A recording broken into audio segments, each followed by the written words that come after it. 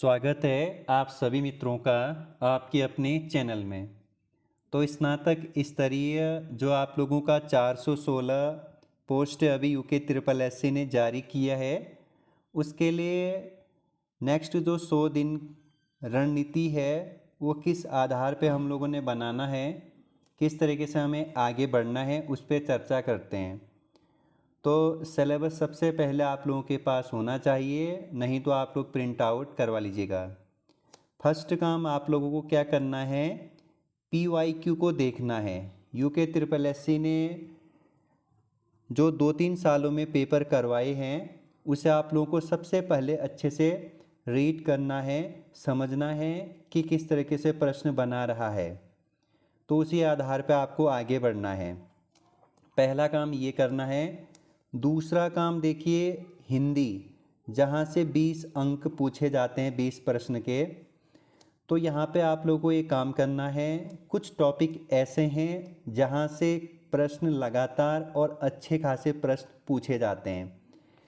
तो यहाँ पे टॉपिक नंबर जो फर्स्ट है, भाषा एवं हिंदी भाषा का विकास, यहाँ पे एक तो कुमाऊनी, गढ़वाली, जौनसारी भी पूछी जा रही है आजकल। तो आप लोगों यहाँ से लगभग 4 या 5 अंक आपके एग्ज़ाम में देखने को मिलने वाला है। वो हर एग्ज़ाम में बना रहा है, इसलिए आप लोगों को टॉपिक नंबर 1 बहुत अच्छे से कंप्लीट करना है। फिर आप लोगों का जो टॉपिक नंबर दूसरा है, जहाँ से सवाल हर समय बनाता आयोग, पत्र लेखन। पत्र लेखन से 2 या 3 प्रश्न बना रहा है आयोग। इसके बाद टॉपिक नंबर 10, जनसंचार और हिंदी कंप्यूटर फॉन्ट, यहाँ से भी 2 या 3 सवाल हर समय पूछे जाते हैं। इसके बाद टॉपिक नंबर 11, जहाँ से हिंदी कंप्यूटर फॉन्ट, यहाँ से 1 या 2 नंबर हमेशा आप लोगों को एग्ज़ाम में देखने को मिलेगा। इसके बाद एक लास्ट टॉपिक है जो आप लोगों को रेडी करना है, मतलब इन टॉपिकों को आपको हमेशा पढ़ना है। टॉपिक नंबर 12, यहाँ पे जो आप लोगों का हिंदी साहित्य का पोर्शन है, तो ये आप लोगों को कंप्लीट करना है, ये महत्वपूर्ण हो जाता है। ठीक है, ये जो मैंने आप लोगों को 4-5 टॉपिक बताया ना, ये आप लोगों के सबसे पहले रेडी होना चाहिए। फर्स्ट तो मैंने आप लोगों को बताया PYQ। इसके बाद जो सेकंड नंबर है वो आप लोगों को हिंदी के ये 5 टॉपिक, 3 2 5, हाँ 5 टॉपिक कंप्लीट करने हैं। ठीक है, और पूरा हिंदी आप लोगों को 30 अप्रैल तक ख़त्म करना है। पूरा हिंदी कंप्लीट, हिंदी का सिलेबस आप लोगों को 30 अप्रैल तक ख़त्म करना है। इसके लिए हिंदी के लिए बेस्ट बुक राजपाल सिंह की। ठीक है, एक, अगर जिसके पास राजपाल नहीं है, लुसेंट हिंदी व्याकरण सामान्य अध्ययन जो है उससे भी काम चल जाना है। दूसरा, अगर ये भी नहीं है, सबसे अच्छी बुक एक और है, अपनी हिंदी करके एक किताब और आती है। इनमें से आप कोई भी किताब लीजिए, सफिशेंट है। ठीक है, ये हुआ हिंदी का पोर्शन। अब मैं आप लोगों को बताता हूँ रीजनिंग आज से आप लोगों को क्या करना है, पर डे 1 घंटा आप लोगों को रोज़ देना है रीजनिंग में। और रीजनिंग में आप लोगों को क्या करना है, कुछ टॉपिक ऐसे हैं जहाँ से आप लोगों को सवाल हमेशा देखने को मिलेगा, तो इसलिए आप लोगों को पूरा रीजनिंग भी नहीं बनाना है। रीजनिंग में देखिए, सबसे पहले आपको क्या करना है, कैलेंडर कंप्लीट करना है। ठीक, कैलेंडर। इसके बाद आप लोगों को दिशा वाला पूछा जाता है, दिशाएं से संबंधित जो डायरेक्शन होते हैं। उसके बाद जो आप लोगों के ट्रायंगल होते हैं, आकृतियों को गिनना। ठीक, जल प्रतिबिंब, ऐसे आप लोगों को कहाँ से पता चलेगा कि आयोग किस तरीके से प्रश्न बना रहा है, तो PYQ। सीटिंग अरेंजमेंट है, पजल है, कोडिंग डिकोडिंग है। तो ये आप लोगों को पहले रीजनिंग में कंप्लीट करना है। रीजनिंग के टोटल 10 प्रश्न आते हैं, यहाँ से 8 बन जाना चाहिए। ठीक है, तो PYQ देखिएगा और एवर रोज़ आप लोगों को जब तक एग्ज़ाम ख़त्म नहीं होता है तब तक आप लोगों को रोज़ 1 घंटे से या 1 घंटा से ऊपर आपको रोज़ देना है। 1 घंटा कम से कम 1 से 2 घंटा आपको रोज़ देना है, ठीक। इसके बाद रीजनिंग के साथ आप लोगों को क्या करना है, कभी कभी आप लोग क्या करिए, कंप्यूटर ज़रूर देखिएगा, ठीक है। कंप्यूटर से 3 या 4 प्रश्न आप लोगों को मिलेगा पेपर में। कंप्यूटर के लिए लुसेंट MCQ करके या लुसेंट की किताब आती है मार्केट में 70 रुपये की, उसे ज़रूर लीजिएगा आप लोग, ठीक। इसके बाद हम आते हैं GS में। देखिए GS बहुत बड़ा है, यहाँ से लगभग टोटल GS की बात करें कंप्यूटर सब मिला करके 28 से 30 प्रश्न आप लोगों को देखने को मिलने वाला है। अब इसमें भी सबसे ज़्यादा महत्वपूर्ण आपको GS में किसको देना है, क्योंकि GS में तो हिस्ट्री है, ज्योग्राफी है, पॉलिटी है, इको है।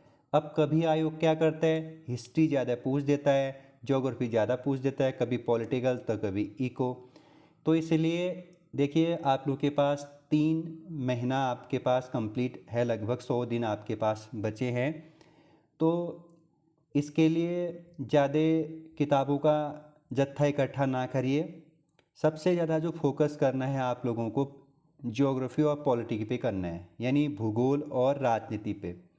देखो यहाँ पे एक किताब मैं आप लोगों को सजेशन करूँगा, जिसने पढ़ रखा है पहले तो वो तो ठीक है, वो तो रिवीजन करेगा भाई, लेकिन नई स्टूडेंट या फिर जो अभी बीच में पहुँचे हैं, तो दृष्टि सामान्य अध्ययन 2025, दृष्टि सामान्य अध्ययन 2025 करके मार्केट में एक किताब है, उसे आप लोग ज़रूर लीजिए। अगर किसी के पास लुसेंट GS की किताब है तो वो भी बहुत है, लेकिन उसके साथ आप लोगों के पास एक MCQ की किताब होनी चाहिए GS में।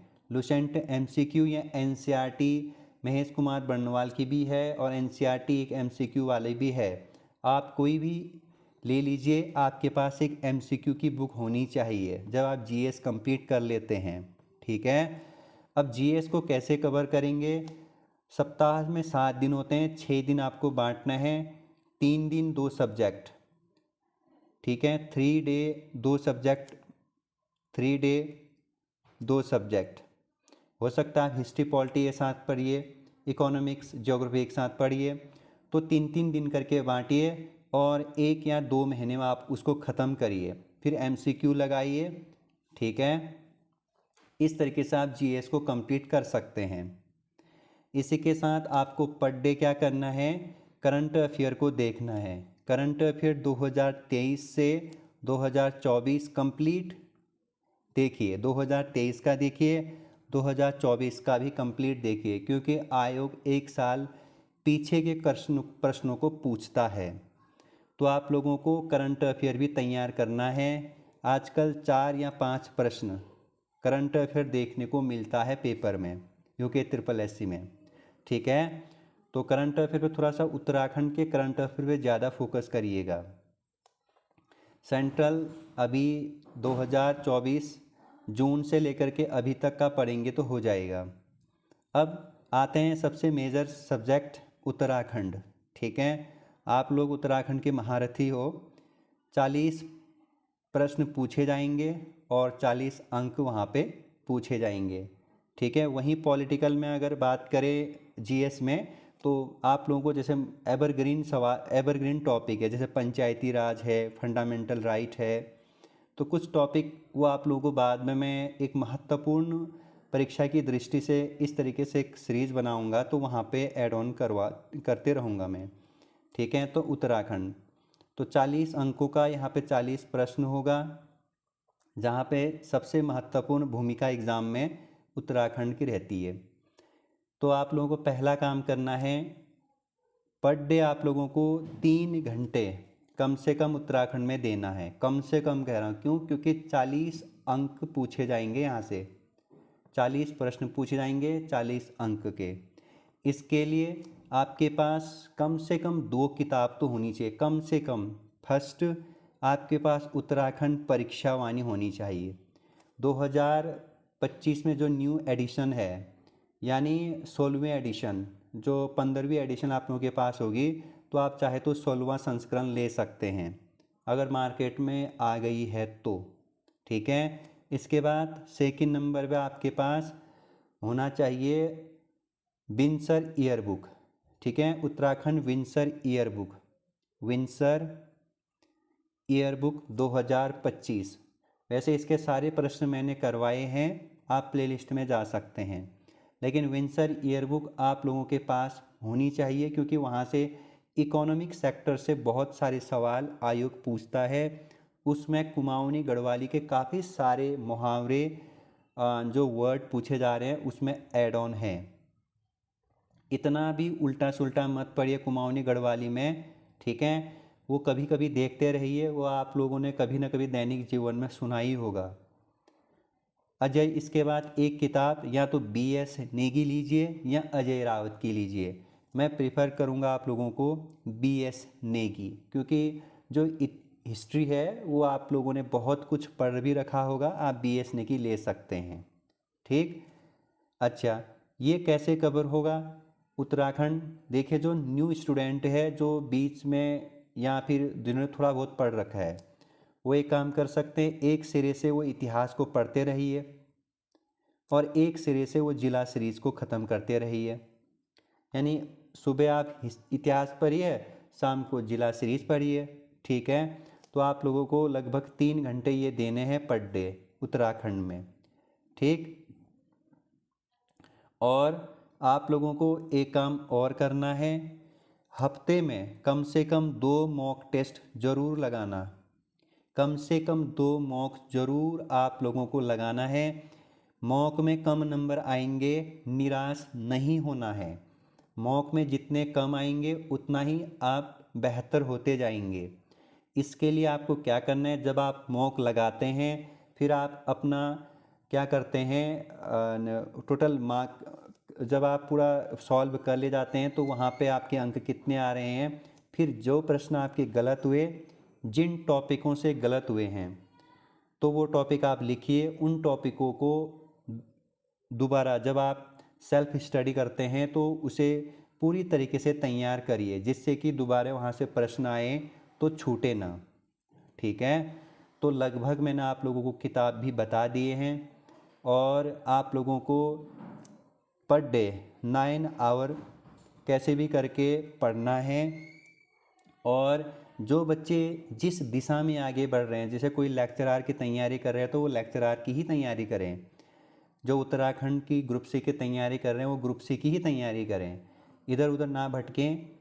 और एक चीज़ और आप लोगों को यहाँ पे याद रखना है, वो ये याद रखना है कि जब आप मॉक टेस्ट लगाएंगे तो उसको ज़रूर रिवीजन भी करेंगे आप लोग। ठीक है, तो बाकी सुबह 2 घंटा निकालिए, दिन में 1 घंटा निकालिए, शाम को या जो सुबह पढ़ सकता है तो सुबह ज़्यादा पढ़िए, 3-4 घंटे। सुबह दिन में 2 घंटे पढ़िए, 3 2 5, शाम के टाइम 3 या 4 बजे से लेकर के 4 घंटा पढ़िए, तो 4 3 7 2 9 हो जाता है। तो 9 आवर कैसे करना है, जैसे सुबह 5 बजे उठ जाते हैं, अभी मौसम बहुत अच्छा है पढ़ने के लिए, 5 6 7 8 3, तो फिर 2 घंटे दिन में पढ़िए, फिर 4 बजे से लेकर के 8 बजे तक बढ़िया तरीके से 4 घंटे पढ़िए, तो 9 आवर हो जाता है। ठीक है, तो बाकी कोई भी प्रश्न हो तो आप पूछ सकते हैं। किताबों के लिए मैंने एक स्पेशल वीडियो पहले ही बना रखी है, तो डिस्क्रिप्शन बॉक्स में मैं लिंक दे दूँगा। ठीक है, बाकी अपना ख्याल रखिएगा, जीत और मेहनत ज़रूर करिएगा। धन्यवाद, टेक केयर।